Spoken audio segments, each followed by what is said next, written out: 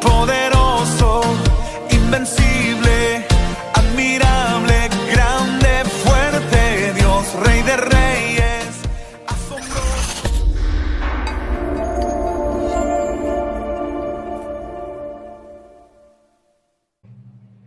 Bien, vamos a continuar hoy pues con el estudio del libro de Apocalipsis. La última semana pues estudiamos 2 capítulos, el capítulo 4 y el capítulo 5. Hoy voy a hacer un repaso y va a ser un repaso un poco extendido para luego entrar a lo que son los sellos. El libro de Apocalipsis está compuesto de una manera telescópica, podríamos decirlo así. Empiezan los sellos, son 7 sellos, y en el 7º sello lo que se cumple es el tiempo de las trompetas, que son 7 trompetas, y en la 7ª trompeta se cumple el tiempo de las 7 copas, que son 7 copas. Entonces así va como en escala. Hoy vamos a ver y vamos a iniciar a ver los sellos. No los vamos a poder ver todos, sin embargo, gran parte de esto ya lo cubrimos cuando enseñamos o cuando estudiamos acerca de señales antes del fin. Vamos a empezar primero con la parábola que estudiábamos la semana antepasada, en Lucas capítulo 19, que explicábamos que esa parábola es una parábola que Jesús habló precisamente porque la gente quería saber cuándo era que iba a venir el reino, y todos tenían la idea que el reino de Dios iba a ser inmediatamente. Inclusive en el libro de Hechos nosotros encontramos cuando Jesús asciende al cielo, que le preguntan los discípulos, ¿vas a instaurar el reino de Israel en ese tiempo? Entonces ellos siempre tenían esa inquietud. Y entonces Él les dijo, no os toca a vosotros conocer las sazones o los tiempos que ha puesto el Padre en su sola potestad. En Lucas 19, la gente quería saber o creía que el reino iba a ser inmediatamente. Y entonces Jesús les cuenta esta parábola. Y esta parábola resume muy bien el contenido del libro de Apocalipsis. Lucas 19:12 dice así: dijo pues, un hombre noble se fue a un país lejano para recibir un reino y volver. Y llamando a 10 siervos suyos, les dio 10 minas y les dijo, negociad entre tanto que yo venga. Aquí en esta primera parte podemos determinar el hombre noble al que se refiere ahí es a Jesús, precisamente. Ese hombre noble representa a Cristo y dice que Él se fue a recibir un reino y volver. Cuando habla de recibir un reino, realmente Cristo es rey sobre todo.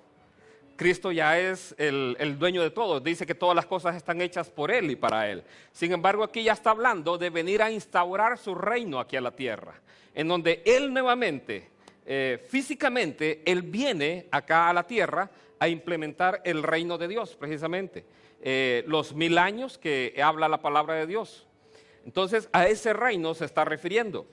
Y dice que como se iba a recibir un reino y volver, Él repartió de su riqueza a su pueblo o a sus siervos. ¿Qué es lo que Dios nos ha dado a nosotros? Es su Espíritu Santo. Es lo más preciado que tenemos nosotros, y por medio del Espíritu Santo es que nosotros nacemos de nuevo. Entonces, y ese es el bien que Él nos ha dejado a nosotros. El verso 15 dice, aconteció que vuelto Él, después de recibir el reino, yo quiero que tome nota de eso. Está diciendo este pasaje que después de que Él reciba el reino, Él va a volver. Mandó llamar ante Él a aquellos siervos a los cuales había dado el dinero para saber lo que había negociado cada uno. Entonces, y más adelante en el último versículo de esa sección, habla que también mandó a llamar a todos aquellos que eran sus enemigos y los decapitó a todos. Entonces, este pasaje o esta parábola resume lo siguiente. Jesús se fue, Jesús va a recibir un reino. Una vez que recibe el reino, Él llama a sus siervos. Una vez que llama a sus siervos, ya después puede venir e implementar su reino aquí y acabar con todos sus enemigos. Esa es la secuencia que vamos a encontrar en el libro de Apocalipsis. Eso prácticamente resume todo el contenido del libro de Apocalipsis. Entonces, eso es lo que vamos a ver. La semana pasada estudiamos el capítulo 4, que el capítulo 4 y el capítulo 5. El capítulo 4 empieza con la tercera división del libro. Voy a mostrarlo acá. Esta parte la voy a pasar un poco más rápido porque es simplemente recordando lo que estudiamos la semana anterior. Capítulo 4, el versículo 1, habla de la tercera sección del libro. El libro se reparte en 3 secciones. Las cosas que has visto, le dijo a Juan, las cosas que son y las cosas que han de ser después de estas. Las cosas que había visto Juan en el momento que se le ordena que escribe el libro es precisamente Cristo Jesús se presenta delante de él. Eso corresponde al capítulo 1. Las cosas que son corresponde al tiempo de la iglesia, que son el mensaje a las 7 iglesias. Y las cosas que van a ser después de estas comienzan aquí en el capítulo 4, versículo 1. Después de esto miré y he aquí una puerta abierta en el cielo, y la primera voz que oí como de trompeta hablando conmigo dijo: sube acá, y yo te mostraré las cosas que sucederán después de estas. De aquí comienza la tercera división del libro, y esto es todo el tiempo futuro. Y al instante dice: yo estaba en el Espíritu, y he aquí un trono establecido en el cielo, y en el trono uno sentado. Entonces cuando Juan sube, él ve, dice, un trono. Si usted quiere imaginarse cómo es el cielo, el capítulo 4 en adelante nos muestra cómo es el cielo, qué es lo que allá hay. Si usted quiere saber qué hay en el cielo, lea bien ahí el capítulo. Entonces, y usted va a ver la descripción que Juan hace de lo que hay en el cielo. Entonces, aquí dice que él vio un trono y en el trono uno sentado. ¿A quién se está refiriendo ahí el que está en el trono? A Dios el Padre. A Dios el Padre. Y veamos el versículo 3. Dice: el aspecto del que estaba sentado era semejante a piedra de jaspe y de cornalina, y había alrededor del trono un arco iris semejante en aspecto a la esmeralda. Y alrededor del trono había 24 tronos, y vi sentados en los tronos a 24 ancianos, vestidos de ropas blancas, con coronas de oro en sus cabezas. Entonces, él ve un trono, y en el trono él tiene una representación de Dios el Padre. Y ahí habla de algunos objetos. De hecho, el jaspe y la cornalina que está ahí también son mencionados en el pectoral que tenía el sumo sacerdote. Se menciona un arco iris. El arco iris fue una señal también del pacto de Dios. Cuando dijo: no voy a destruir la tierra otra vez con agua, pero no dijo nada del fuego. Entonces puede ser que con fuego. Pero también aparecen 24 tronos. Y esos 24 tronos hay 24 ancianos. Explicábamos la semana anterior que estos ancianos no pueden ser ni el pueblo de Israel ni los discípulos de Cristo. Si hubieran sido los discípulos de Jesús, Juan era uno, ¿eh? Entonces tenía que haber estado en un trono él. Si eran los patriarcas de las 12 tribus de Israel, tampoco, porque no han resucitado, resucitan hasta en el capítulo 19, si mal no recuerdo. Entonces, esos 24 ancianos, explicábamos que la forma de verlos para nosotros es una forma de seres celestiales. De hecho, en Isaías 24, no me recuerdo si era el versículo 13 por ahí, los menciona también, que Dios tiene su consejo de ancianos ahí. Entonces, creemos que son seres celestiales realmente, además de que hay tronos, y dice que por Él y para Él fueron hechos todos, tronos, potestades, dominios, todo eso fue creado por Él y para Él. Entonces, esos seres los vemos como seres celestiales. Algunos ven la iglesia ahí, pero en el caso nuestro creemos que la iglesia todavía no ha sido arrebatada, porque todavía Cristo no ha recibido el reino. Ya vamos a ver. Versículo 9. ¿Qué ocurre? También aparecen unos seres vivientes, son 4 seres vivientes, uno como hombre, otro como águila volando, otro como buey y otro como león. Dice: y siempre que aquellos seres vivientes dan gloria y honra y acción de gracias al que está sentado en el trono, al que vive por los siglos de los siglos, los 24 ancianos se postran delante del que está sentado en el trono y adoran al que vive por los siglos de los siglos, y echan sus coronas delante del trono diciendo: Señor, digno eres de recibir la gloria y la honra y el poder, porque tú creaste todas las cosas y por tu voluntad existen y fueron creadas. Entonces está hablando de Dios el Padre. Entonces los 24 ancianos y los 4 seres vivientes adoran, en este caso están dando adoración al Padre. Y le dicen, tú creaste todas las cosas, por ti todo esto existe. Entonces esos 24 ancianos están adorando al Padre. Entonces usted ve aquí, Dios el Padre, ve a los 4 seres vivientes, ve a los 24 ancianos. ¿Quién falta ahí? Falta Jesús. No está ahí Jesús en ese cuadro, en el capítulo 4. Y es que el capítulo 4 es una adoración a Dios el Padre, en primer lugar. Ahora vamos a Apocalipsis 5, versículo 1. Y vi en la mano derecha del que estaba sentado en el trono un libro, escrito por dentro y por fuera, sellado con 7 sellos. Cuando aquí habla del libro es un pergamino, porque en aquel tiempo no existían los libros como los tenemos nosotros. Ahí eran pergaminos, en este caso es un rollo. Y dice, sellado, escrito por dentro y por fuera, sellado con 7 sellos. Y vi a un ángel fuerte que pregonaba a gran voz, ¿quién es digno de abrir el libro y desatar sus sellos? Y ninguno, ni en el cielo, ni en la tierra, ni debajo de la tierra, podía abrir el libro ni aún mirarlo. Entonces, en el libro de Jeremías, capítulo 32, aparece una escena que tiene cierta similitud. Aparece una escena donde a Jeremías, un primo de él, le quiere vender un terreno. Pero le quiere vender un terreno cuando ya los de Babilonia venían a invadir Israel o la tierra de Judá. Entonces, claro, la propiedad iba a valer menos. Entonces, y Dios le dice a Jeremías, cómpralo. Entonces, cómpralo, séllalo.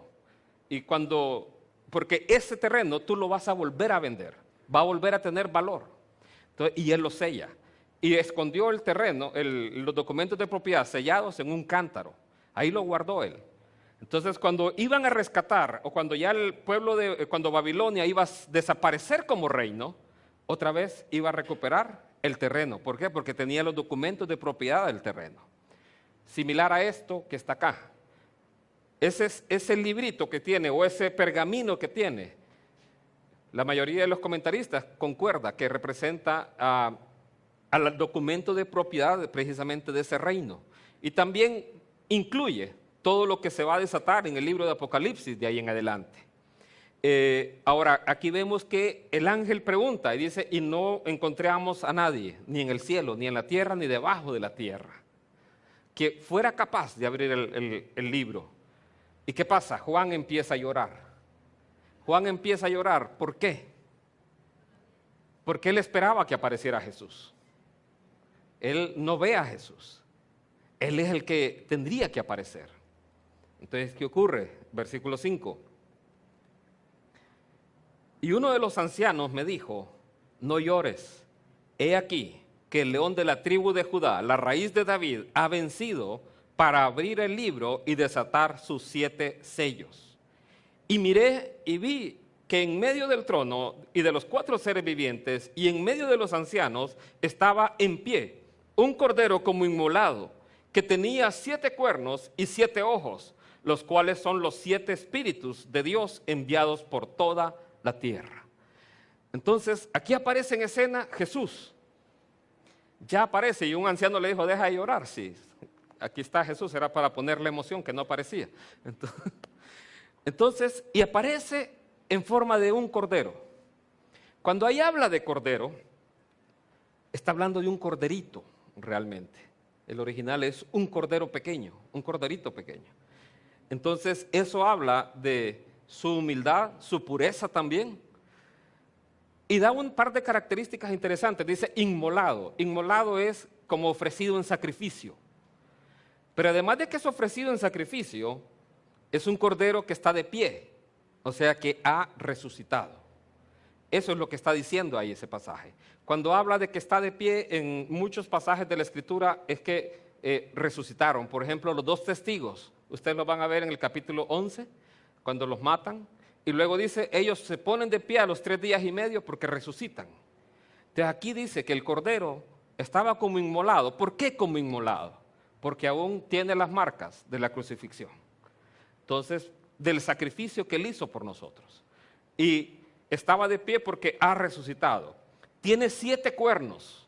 En este caso, en la palabra de Dios, usted va a encontrar que los cuernos representan dominio y el 7 representa plenitud. Entonces, Él tiene todo dominio. También tiene 7 ojos. Aquí los ojos se puede ver como que Él todo lo ve, como que Él todo lo conoce. Él tiene pleno conocimiento. Y también tiene los 7 espíritus de Dios. O sea, Él manifiesta la plenitud del Espíritu de Dios. Entonces, ahí aparece Jesús. Y luego, ¿qué ocurre? Versículo 7. Y este es el momento que creo más esperado de toda la creación. Desde la caída de Satanás, creo, hasta los tiempos, este es el momento más esperado de toda la creación. Y vino y tomó el libro, dice, de la mano derecha del que estaba sentado en el trono. Y cuando hubo tomado el libro, los 4 seres vivientes y los 24 ancianos se postraron delante del Cordero. Todos tenían arpas y copas de oro llenas de incienso, que son las oraciones de los santos. Ahora los 24 ancianos y los 4 seres vivientes se postran ante el Hijo. La misma adoración que recibió Dios el Padre, ahora la recibe el Hijo. Por eso, el libro de Apocalipsis es un libro que confirma aún más la deidad de Jesucristo. Es irrefutable, porque aquí ya toda la adoración que se le daba al Padre, ahora se le da al Hijo. Entonces, y Cristo Jesús recibe en el versículo 7 el pergamino, precisamente para poder abrir sus sellos. De hecho, dice la Escritura que no había nadie digno de abrirlo, ni aún de mirarlo. Pero Cristo Jesús está para abrir los sellos. Y hoy vamos a empezar a ver esa parte. Entonces, el hombre noble que se fue a un país lejano a recibir un reino, aquí lo está recibiendo de parte del Padre. Versículo 11. Y miré y oí la voz de muchos ángeles alrededor del trono y de los seres vivientes y de los ancianos, y su número era millones de millones, que decían a gran voz: el Cordero que fue inmolado es digno de tomar el poder, las riquezas, la sabiduría, la fortaleza, la honra, la gloria y la alabanza. Entonces aquí aparecen ya millones de ángeles y hablan de que Él es digno de recibir. En la lectura anterior mirábamos que Él venció. ¿A quién venció Él? En la cruz ocurrieron eventos realmente no solamente a nivel de la tierra, sino a nivel del cielo también. Porque cuando Jesús iba a la cruz, en ese momento Satanás iba a ser juzgado, precisamente. Lo que ha ocurrido y lo que ocurrió, Satanás ya fue juzgado en la cruz. Lo que hace falta es su condena, su sentencia. Pero Él ya fue juzgado en la cruz y Jesús lo dijo. Ahora es tiempo de echar fuera al príncipe de este siglo. Y en ese momento en la cruz, Él exhibió, dice, públicamente a todo principado y potestad. Y los derrotó triunfando sobre ellos en la cruz. Él ya venció. Él venció en la cruz. Y aquí vemos, como ellos dicen, el Cordero que fue inmolado es digno de tomar el poder. Vea lo que menciona: poder, riqueza, sabiduría, fortaleza, honra, gloria, alabanza. 7. Es todo dominio, todo poder. Él es digno de tomar todo. ¿Por qué? Porque Él fue inmolado. Él fue crucificado. Él vino a reconciliar tanto las cosas de la tierra como las cosas de los cielos. O sea, el sacrificio que ocurrió en la cruz no solamente fue por nosotros, sino que vino a reconciliar muchas otras cosas más. En otro momento lo vamos a ver. Entonces, Él tiene todo dominio. Ahora, quiero que vea el versículo 13.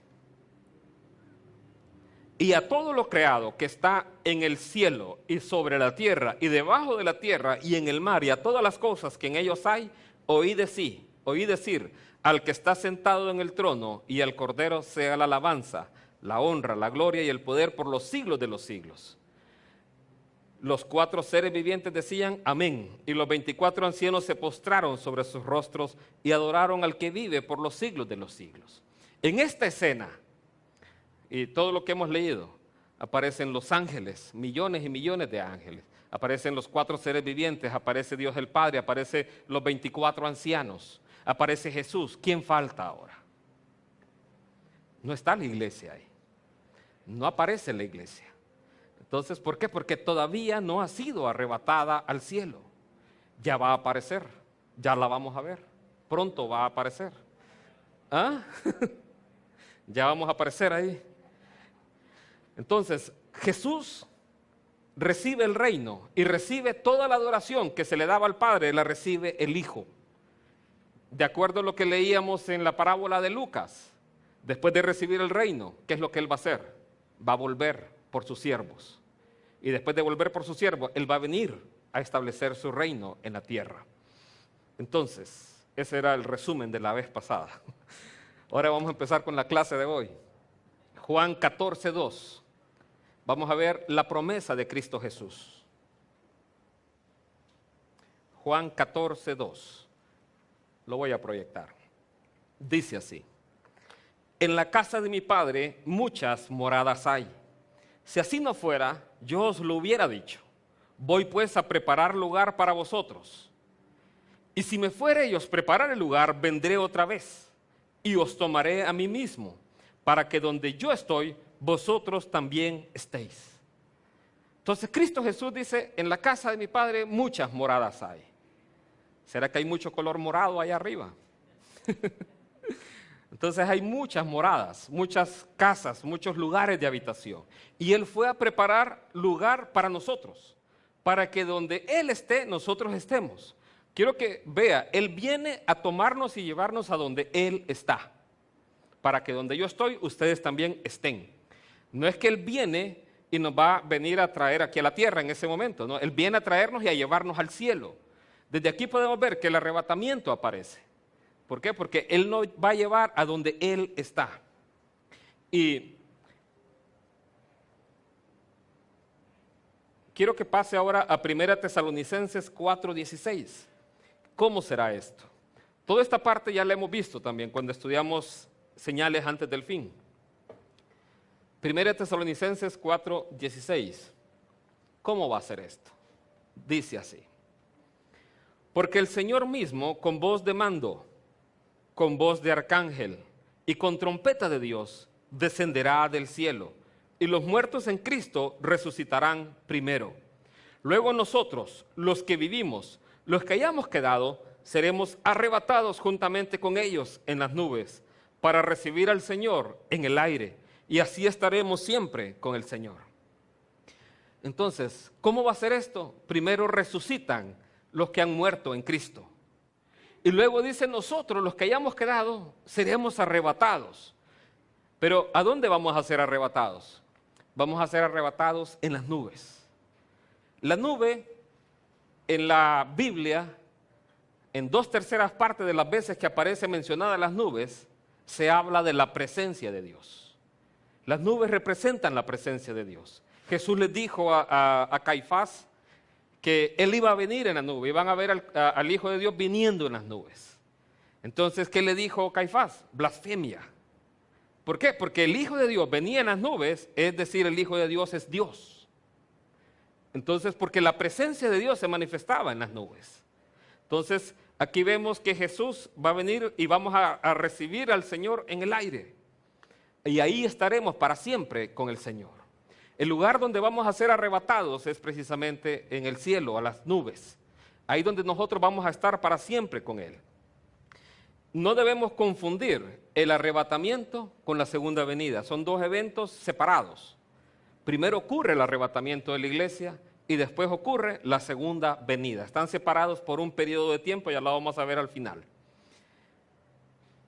Quiero que busque 1 Tesalonicenses 1:10. 1 Tesalonicenses 1:10, está ahí cerquita. Dice así: y esperar de los cielos a su Hijo, al cual resucitó de los muertos, a Jesús, quien nos libra de la ira venidera. ¿De qué nos libra Jesús? De la ira venidera. ¿Nos libra Jesús de la tribulación? No dice eso. dice de la ira venidera. Más bien él dijo, en el mundo tendréis aflicción. También dijo, bienaventurados sois cuando por mi causa os vituperen y os persigan. Entonces, por causa de la justicia. Si a mí me han perseguido, también van a perseguirlos a ustedes. Y esa es una gran confusión que se ha creado. ¿Por qué? Porque cuando hablamos de tribulación pensamos que es un gran relajo. No. Cuando habla de tribulación, la Biblia es persecución a los cristianos por causa de la palabra. Pero la Biblia de lo que nos libra es de la ira de Dios. Eso lo dice claramente. Usted no va a encontrar un pasaje que diga que Dios nos libra de la tribulación. Sí nos libra de la gran tribulación. ¿Por qué? Porque la ira de Dios tiene un periodo, aproximadamente es lo que creemos, de 7 años. Y a mitad de los 7 años es donde el anticristo asciende al trono. Y ahí comienza lo que conocemos como la gran tribulación. Entonces, y Dios nos libra de todo este periodo. La ira de Dios se refiere a los juicios de Dios sobre la humanidad. Entonces, y esos juicios ya vamos a ver cuándo comienzan. Pero tenga pendiente esto. Cristo o Dios nos libra de la ira venidera. No va a encontrar un pasaje que diga que Dios nos libra de la tribulación, nos libra de la gran tribulación. Más bien, Pablo decía que por muchas tribulaciones es necesario pasar para llegar al reino de Dios. Entonces, eso sí lo va a encontrar.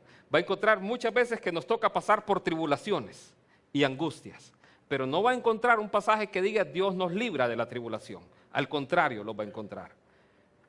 Apocalipsis 3:10 dice así.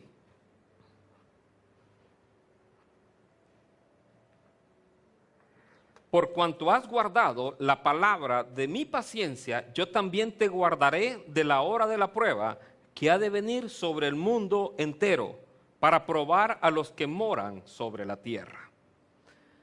Aquí le llama, esta fue la promesa a la iglesia de Filadelfia. Esta iglesia tenía una característica muy especial a diferencia de las anteriores, y es que guardaba la palabra de Dios. Esa era la característica que tenía. Hablábamos de que guardar la palabra de Dios representa amar a Jesús. ¿Por qué? Porque Jesús dijo, si me amáis, guardad mis palabras. Entonces, esta iglesia tenía esa característica.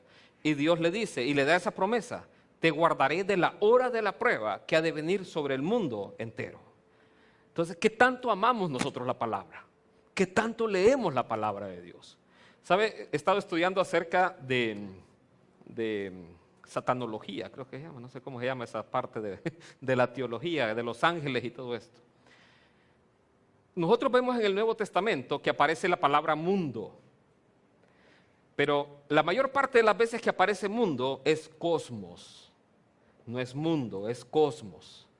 Entonces, cuando habla del cosmos ya no solamente habla de esto físico, y no estamos hablando del cosmos así, de la Vía Láctea y todo eso, aunque también lo incluye, pero estamos hablando más allá de todo eso, sistemas de pensamiento, educación, trabajos, empleos, todo lo que conforma este cosmos es de origen satánico. ¿Por qué? Porque Él lo ha ideado, eso lo vamos a estudiar en otro momento. Pero quiero que vea cómo Dios nos llama a no amar al mundo, sino amar su palabra.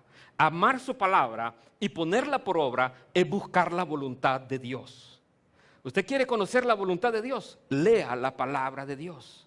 Dice, lámpara es a mis pies tu palabra y lumbrera a mi camino.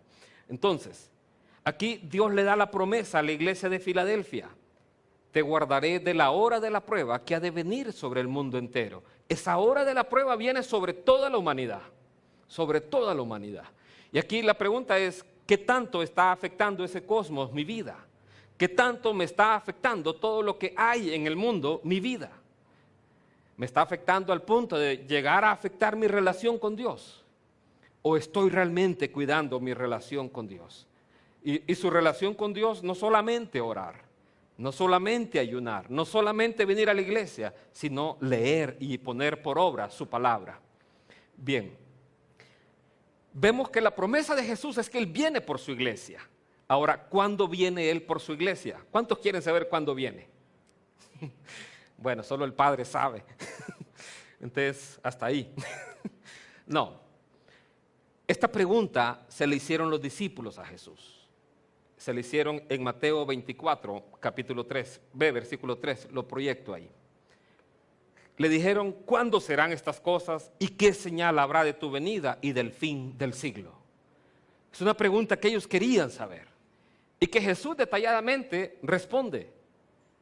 Y aquí quiero hacer esta referencia: Mateo 24, Marcos 13, Lucas 21, Apocalipsis 6 y 7, son pasajes paralelos. Usted puede llevarlos en la secuencia y llevan la misma secuencia. Esos capítulos tienen la misma secuencia. Usted compara Mateo 24 con Apocalipsis 6 y 7 y llevan la misma secuencia. Igual Marcos 13, igual Lucas 21. Entonces, él ahí nos detalla qué señales iban a ocurrir. Aunque a él le pregunta, ¿cuándo serán estas cosas y qué señal habrá de tu venida? Entonces, vamos a arrancar hoy sí con la clase de hoy. Apocalipsis 6. Apocalipsis 6. Apertura de los sellos. El primer sello dice: vi cuando el Cordero abrió uno de los sellos y oí uno de los 4 seres vivientes decir como con voz de trueno: ven y mira. Y miré, y he aquí un caballo blanco, y el que lo montaba tenía un arco, y le fue dada una corona, y salió venciendo y para vencer. Entonces, este es el primer sello que se abre. El rollo tiene 7 sellos. El primero se abre y dice que aparece un caballo blanco. ¿Qué le representa normalmente el color blanco? ¿Ah? La boda, dijo Mon. No. No. El color blanco representa normalmente paz. Entonces, poner la mente en blanco es que está tranquilo. El caballo normalmente representa dominio o poder. Un arma, ¿qué representa un arma? Pues posiblemente guerra o fuerza. Entonces, este caballo blanco, ¿cómo lo vemos? Como un movimiento mundial. ¿Por qué mundial? Porque los otros 3 sellos que siguen a continuación también son movimientos mundiales. Entonces, este lo consideramos como un movimiento mundial. Un movimiento mundial posiblemente de paz. Como tiene un arco, tiene un arco pero sin flecha. Entonces, que mediante las amenazas armadas busca la paz. Así más o menos podríamos verlo. Hay un pasaje relacionado a los últimos tiempos que habla de paz. Y está en 1 Tesalonicenses 5:2. Lo voy a proyectar para avanzar con el tiempo. Dice así: porque vosotros sabéis perfectamente que el día del Señor vendrá así como ladrón en la noche. Que cuando digan paz y seguridad, entonces vendrá sobre ellos destrucción repentina, como los dolores a la mujer encinta, y no escaparán. ¿Cuál es el intento más grande de paz que hemos tenido? El intento más grande de paz ocurrió en 1945. En 1945. Después de la Segunda Guerra Mundial, cuando ya se vio la humanidad que es capaz de aniquilarse a sí misma. Entonces, en ese momento surge un intento de paz de las principales potencias, Rusia, Estados Unidos y Gran Bretaña. Entonces, ellos idean y dicen: organicemos las Naciones Unidas. ¿Para qué? Para asegurar la paz y la seguridad internacionales. Ese es el objetivo número 1. Curiosamente, dice paz y seguridad. Usted lo puede buscar ahí en internet y va a encontrar que el objetivo número 1 hoy de la ONU es paz y seguridad. Ese es un movimiento, un intento mundial de paz. ¿Cuál es el sello que le sigue? El segundo. Apocalipsis 6:3 dice así: cuando abrió el segundo sello, oí al segundo ser viviente que decía: ven y mira. Y salió otro caballo bermejo, y al que lo montaba le fue dado poder de quitar de la tierra la paz, y que se matasen unos a otros, y se le dio una gran espada. ¿Por qué creemos que el primer caballo es un movimiento mundial de paz? Porque este caballo quita la paz. Y lo que ha habido normalmente en toda la humanidad, en toda su historia, es guerra. Siempre han habido guerras. Y ha habido guerras, y la más cruel fue la Segunda Guerra Mundial. Entonces, siempre han habido guerras. Pero luego surge este segundo sello, que sale un caballo y lo que hace es quitar la paz. Y usted puede verlo. Después de haber formado las Naciones Unidas, que supuestamente es para asegurar la paz y la seguridad internacionales, estamos hoy al borde de un conflicto armado, ya con armas de destrucción como la bomba H, dicen algunos, o armas nucleares. Entonces, el conflicto siempre ha existido, siempre ha habido. De hecho, no solamente hablamos de guerras, aquí habla de que también que se matasen unos a otros. Usted puede verlo aquí en Honduras. Aquí en Honduras nosotros encontramos las maras, el narcotráfico, la corrupción del hospital, del Seguro Social, y mucha gente muere. ¿Por qué? Por avaricia, por hacer negocios fraudulentos. Entonces, y todo eso se está dando, que se maten unos a otros. Venden medicinas que no son medicinas, entonces, y no importa la salud de la gente. Entonces dice acá que fue dado el poder de quitar de la tierra la paz. Este caballo afecta quitando la paz en la humanidad. El pasaje paralelo a este está en Mateo 24:6. Si quieren yo lo voy a proyectar para que avancemos. En Mateo 24:6, cuando a Jesús le hicieron la pregunta, él también menciona, dice, y oiréis de guerras y rumores de guerras. Mirad que no os turbéis, porque es necesario que todo esto acontezca, pero aún no es el fin. Entonces, él cuando dice, pero aún no es el fin, nos está dando esperanza a nosotros, diciendo, sean pacientes. O sea, tiene que suceder eso. Las cosas tienen que suceder, pero aún todavía no es el fin. Entonces, sigamos. Siguiente sello. Apocalipsis 6:5. Cuando abrió el tercer sello, oí al tercer ser viviente que decía, ven y mira. Y miré, y he aquí un caballo negro, y el que lo montaba tenía una balanza en la mano. Y oí una voz de en medio de los 4 seres vivientes que decía, 2 libras de trigo por 1 denario, y 6 libras de cebada por 1 denario, pero no dañes el aceite ni el vino. Aquí está hablando de una crisis alimenticia de hambre. En el mundo, hasta la fecha, la vez pasada lo sacamos, hay cerca de 900 millones de personas que padecen hambre. Y eso va a ir en aumento, dice la ONU, en la medida que problemas climáticos se sigan presentando. Y los problemas climáticos no van a desaparecer, sino que cada día son peores. Entonces, ¿cuántas cosechas no se pierden con estas inundaciones que ocurren? Entonces, se afecta mucho con el cambio climático. Entonces, y aquí lo que dice es que va a haber más hambre en la tierra. Eso es lo que está mencionado que va a ocurrir. El fenómeno de la niña, del niño, están haciendo estragos. Y de ahí va a aumentar eso. Eber dice que va a salir el fenómeno de la suegra también. Entonces, Apocalipsis 6:7, el cuarto sello. Dice así, cuando abrió el cuarto sello, oí la voz del cuarto ser viviente que decía, ven y mira. Miré y he aquí un caballo amarillo, y el que lo montaba tenía por nombre Muerte, y el Hades le seguía. Y le fue dada potestad sobre la 4ª parte de la tierra para matar con espada, con hambre, con mortandad y con las fieras de la tierra. Aquí ya está hablando de otro tipo de plagas. Ya está hablando de hambre, espada, mortandad, está hablando ahí de enfermedades, las fieras de la tierra. ¿Saben cuál es una preocupación que aparece en el informe del 2015 de la ONU? Que ya los antibióticos no están causando el efecto en las personas. ¿Por qué? Porque ya los organismos se están volviendo más resistentes. Es una de las preocupaciones que la ONU tiene en su informe del 2015. Y cada vez aparecen más peste, ¿verdad? El ébola, el SARS, y cada uno de estos generan grandes crisis. Aquí en Honduras, el dengue es algo común. ¿A cuántos les ha dado dengue? ¿A alguien? El otro, el chikungunya. ¿Qué otro hay? El Zika. Chíjole, Sandrita la vi que levantó las manos en todas. Entonces, aquí se afecta a la 4ª parte de la tierra con todas esas plagas.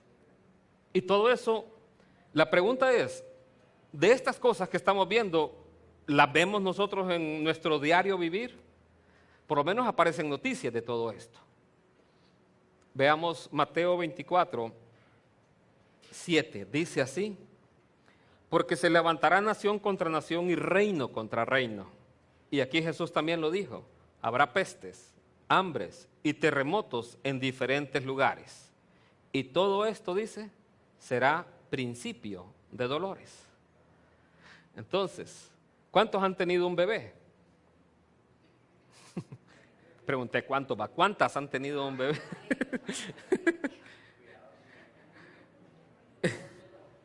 Entonces, ¿es doloroso o no es doloroso? Sí duele, ¿verdad? Y al principio duele como cuando ya van a nacer. No, ¿verdad? Entonces aquí dice que esto es principio de dolores. O sea, es un dolor al principio que es soportable. Es un dolor que le anuncia, ya va a nacer.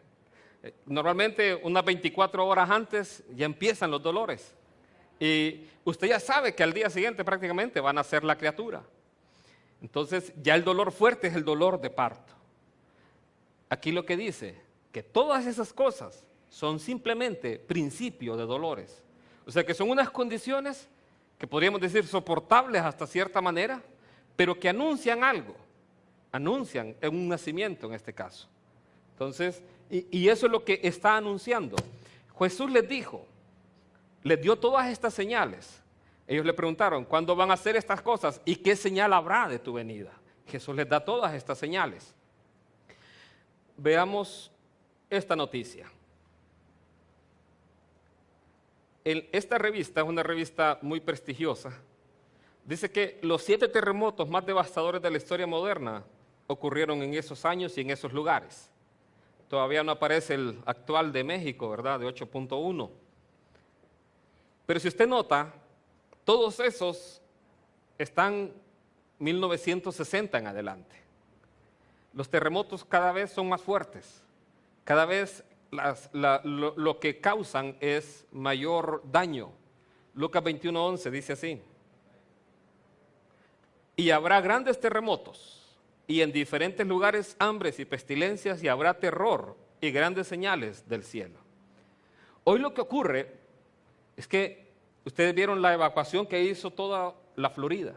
6 millones o no sé cuántas montones de personas tuvieron que evacuar. ¿Por qué? Porque en Houston el huracán Harvey ya había hecho estragos.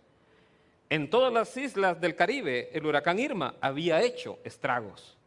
Y habían 3 huracanes al mismo tiempo activos.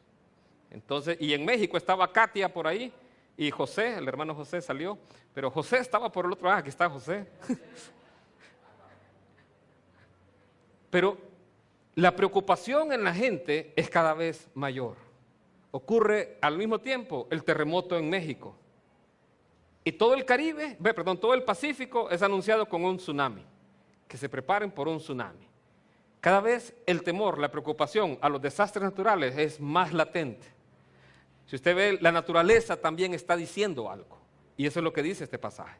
Van a haber terremotos, van a haber señales en el cielo también. Miraba que en un país, no recuerdo cuál es, caían piedras negras. ¿Cuál era? ¿Se acuerda, amor? No se acuerda. ¿Por qué no habló, amor?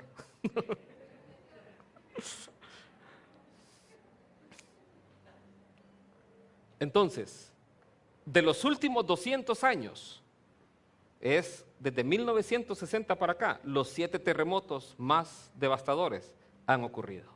Cada día ocurren más, o sea, ya terremotos de 6 grados ya cada vez son menos, ocurren más de 7, de 8 grados. Apocalipsis 6:9. ¿Cuál sello sigue? El 5.º. Hasta aquí vamos a llegar, hasta el 5.º sello. Dice así: cuando abrió el 5.º sello, vi bajo el altar las almas de los que habían sido muertos por causa de la palabra y por el testimonio que tenían. Y clamaban a gran voz, diciendo: ¿hasta cuándo, Señor? Déjenme proyectar. ¿Hasta cuándo, Señor, santo y verdadero, no juzgas y vengas nuestra sangre en los que moran en la tierra?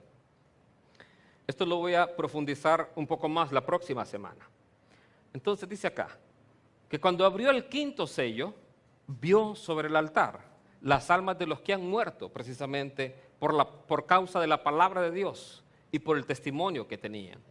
Y ellos están pidiendo que se les haga justicia. Esto recuérdelo, porque la próxima semana voy a explicar un poco más en detalle esta parte. Y dice, ¿hasta cuándo, Señor santo y verdadero, no juzgas y vengas nuestra sangre en los que moran en la tierra? Cuando dice no juzgas, ahí podemos ver que los juicios de Dios sobre la humanidad todavía no han iniciado. ¿Por qué? Porque ellos están pidiendo vindicación, están pidiendo justicia. Y dice, porque no juzgas todavía a los que moran en la tierra. Y dice acá el versículo 11, y este es muy importante, se les dieron vestiduras blancas y se les dijo que descansasen todavía un poco de tiempo. Esa parte, un poco de tiempo, está hablando de un tiempo muy corto. No está hablando de un tiempo largo, sino de un tiempo corto. Cuando Jesús le prometió a Filadelfia, te voy a guardar de la hora de la prueba que ha de venir sobre el mundo entero. Esa hora de la prueba son varios años. Pero aquí está hablando de un tiempo muy corto, un tiempo micro. Esa es la palabra griega que aparece ahí. Y la pregunta es, ¿qué tanta persecución se está sufriendo hoy en el mundo? Pues hay persecución para los cristianos. Lo que pasa es que aquí en nuestros países es donde hay mayor libertad religiosa. Sin embargo, en los países musulmanes sí existe bastante. De hecho, hay cerca de 300 millones de cristianos que sufren persecución alta en el mundo. Lo que pasa es que nosotros no lo vemos. Pero hay países donde es prohibido ser cristiano. Aquí en estos países lo que hay más que todo es un problema con el narcotráfico, con las maras también. Entonces, si alguien se mete, está en una mara y quiere hacerse cristiano, tiene que hacerse cristiano, porque si no, aunque ya algunos ya no lo permiten. Exacto. Entonces, hasta aquí vamos a llegar, pero quiero resumir esto. Desde la crucifixión de Cristo hasta este tiempo, estamos viviendo lo que es el período de la iglesia. Ese período de la iglesia termina hasta que el momento de la iglesia va a ser arrebatada al cielo. En ese momento que la iglesia es arrebatada al cielo, hay dos escenarios. Uno en el cielo, donde se va a celebrar las bodas del Cordero. Cristo Jesús viene a traer a su novia para llevarla a las bodas. ¿Cuánto tiempo duraba una boda judía? Una semana. Entonces, por eso es que nosotros creemos que este tiempo es de 7 años. ¿Por qué? Porque también la semana 70 de Daniel no se ha cumplido. Y una semana dura precisamente 7 años. Entonces, una boda judía duraba 7 días. En la tierra, ¿qué es lo que va a ocurrir? Aquí va a ocurrir lo que conocemos como la ira de Dios. Y a la mitad de ese periodo es donde el anticristo va a ascender al poder. Entonces, ¿cuántos quieren saber quién es el anticristo? Nadie, ¿verdad? Qué bueno. Si usted quiere saber, quédese pues para que nos cuente. Ahí nos manda un fax o ora y nos dice, miren, ya sé quién es el anticristo. Ok, y después de esto, lo que ocurre es la segunda venida de Cristo a la tierra. Ahora, Jesús le hicieron una pregunta. ¿Cuándo serán estas cosas y qué señal habrá de tu venida? Y él habló de esto. Habló precisamente de todo esto. Guerras, hambres, pestes, terremotos. También un movimiento mundial de paz ocurre desde 1945. Es el que podemos identificar hasta el momento. No sé si habrá otro mayor en el futuro. Pero hasta el momento es el único movimiento mundial. De hecho, la ONU es el máximo organismo a nivel mundial, hoy por hoy. No había existido un organismo así. Existió la Liga de Naciones, pero igual nació en 1915, pero no duró. Entonces, el principal organismo mundial hoy es la ONU. De hecho, es la que está sometiendo a presión a muchos gobiernos por aprobar leyes. Y de ahí el quinto sello es persecución. Aquí la duda es, ¿cuánto de la persecución vamos a ver? Uno puede ver hoy en día que hay vislumbres de que algo más puede ocurrir en cuanto a la persecución. Persecución, ojo, por la palabra, dice, y por el testimonio que tenían. Bien, Termino con este pasaje. Dice así: de la higuera aprended la parábola, cuando ya su rama está tierna y brotan las hojas, sabéis que el verano está cerca. Así también vosotros, cuando veáis todas estas cosas, conoced que está cerca, a las puertas. Eso es lo que Él dice, lo que Jesús dijo. Cuando vean todas estas cosas, conoced que está a la puerta, que está cerca. Yo creo que durante los siglos, muchos se han equivocado en cuanto a los tiempos. La iglesia adventista puso fechas específicas, ¿verdad? Y como no vino en la fecha que dijeron, bueno, no, me equivoqué en el cálculo, es esta otra.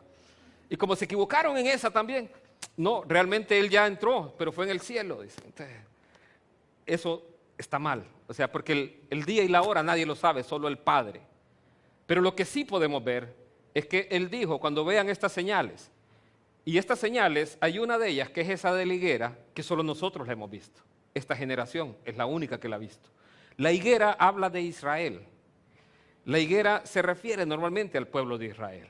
Y la nación de Israel desapareció como nación desde el año 70 después de Cristo, cuando los romanos destruyeron el templo y tomaron la ciudad. Entonces, ahí desapareció la nación de Israel. Y volvió a nacer en 1948. Esa señal solo nosotros la hemos podido ver. De ahí ninguna otra generación en el pasado la ha visto. Entonces Jesús decía, así también vosotros cuando veáis todas estas cosas, conoced que está cerca a las puertas. Termino con esto. Ya a ratos les digo que termino. No, este sí es el último. Ya vimos hoy los primeros 4 sellos que se conocen como principio de dolores. Vimos el quinto, que se refiere a la persecución. De este voy a profundizar un poco más la próxima semana. Y después del quinto, ¿cuál sigue? Eso, el sexto. El sexto sello tiene 3 eventos. Esos 3 eventos son sumamente importantes. Y eso lo vamos a estudiar la próxima semana. Así que, puedo seguir, pero no, creo que es mucho. Entonces, todo esto lo dimos así un poco más rápido. ¿Por qué? Porque ya lo hemos visto, ya lo hemos estudiado. Pero creo que si todos estos mensajes ya están subidos, estamos hablando de los mensajes de señales antes del fin y del arrebatamiento. Usted los puede estudiar ahí. Esos 3 eventos van a ser simultáneos y los vamos a ver en detalle la próxima semana. Así que donde está le voy a pedir que incline su rostro. Cierre.